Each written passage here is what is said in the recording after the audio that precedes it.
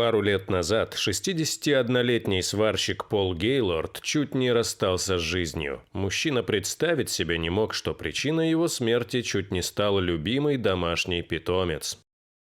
Этот кот жил в доме Пола уже долгое время и часто отлучался охотиться на мышей в ближайший лес. К сожалению, один такой поход стал для него фатальным. В тот злополучный день мужчина случайно увидел, что его мурлыка подавился добычей. Пол попытался помочь коту, но тот покусал хозяина, а затем удрал. Вскоре сварщик нашел питомца мертвым. Было похоже, что животное скончалось от какой-то болезни. Через несколько дней зараза свалила и самого Пола. Температура мужчины упрямо лезла вверх и не хотела сбиваться. Ну а когда под мышками сварщика родные нащупали опухоли размером с лимон, то спешно повезли главу семьи в больницу. Врачи, осмотревшие пациента, сразу начали бить тревогу. Докторам было очень сложно поверить, что в их тихом углу нашелся человек с бубонной чумой, печально известной черной смертью Средневековья. Однако все симптомы указывали именно на это. К сожалению, Пол обратился к медикам далеко не сразу после появления признаков страшной болезни. Из-за такого промедления мужчина практически распрощался с жизнью. Целых 27 дней сварщик лежал в коме, пока врачи, как львы, сражались с чумой. Внутренние органы Пола отказывали один за другим. Больше недели он был подключен к искусственным почкам и легким. Несколько раз у больного даже останавливалось сердце. Медики уже думали, что его случай безнадежен. К счастью, крепкий организм мужчины в конце концов справился с испытанием. К сожалению, не обошлось без серьезных потерь. Врачам пришлось ампутировать ему отмершие и почерневшие пальцы на руках и ногах вместе с правой ступней. Пол стал одним из редких людей, сумевших преодолеть все 3 стадии развития чумы в организме. Мужчина прекрасно осознает, что лишь чудом остался в живых. Даже в наши дни, когда медицина развивается стремительно, черная смерть остается чудовищно опасной. Сегодня вышедший на пенсию по инвалидности сварщик из Орегона не жалуется на судьбу. Пол искренне рад, что вообще смог выжить. Он проводит много времени с семьей и друзьями,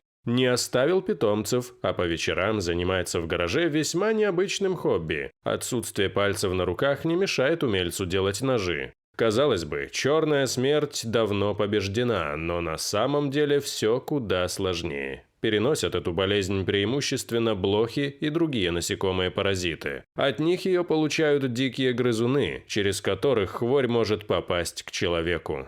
Вот почему так важно быть бдительным. Дорогие друзья, если вам понравилось видео, поставьте лайк, а также подписывайтесь на канал, где найдете еще много интересного.